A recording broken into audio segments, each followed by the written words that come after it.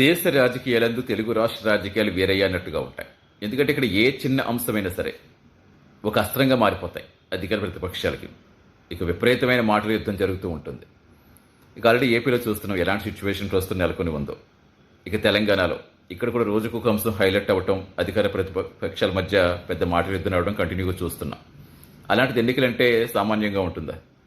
రీసెంట్గానే పంచాయతీ ఎన్నికలు ముగిస్తాయి. ఇప్పుడు మున్సిపల్ ఎన్నికల హడావుడి మొదలైపోయింది. ఇక ప్రచారంలో చాలా హోరహోరీగా పాల్గొంటున్న ఇరు పార్టీలు. ఇక ఏ ఎన్నికలైనా రైతులను అయితే ఒక అస్త్రంగా మార్చేసుకుంటారు.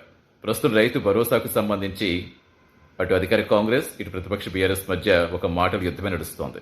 రీసెంట్గా ఎన్నికల ప్రచారంలో సీఎం రేవంత్ రెడ్డి మాట్లాడుతూ మున్సిపల్ ఎన్నికలు ముగిశాక రైతు భరోసా నిధులు విడుదల చేస్తామని చెప్పారు.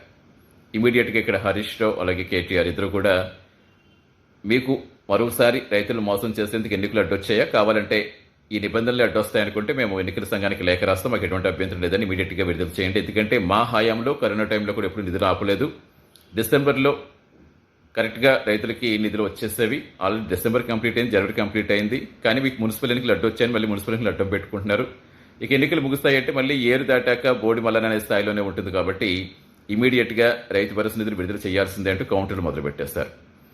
సో ఇంకా ఎన్నికలు ముగిసేలోపు ఇంకా ఎలాంటి అస్త్రశస్త్రాలు ఉపయోగిస్తారు, మరి ఎన్నికలు ప్రచారంలో ఇంకా ఎలాంటి ఎత్తులపై ఎత్తులు చూడాల్సి వస్తుందో వెయిట్ అండ్ సీ.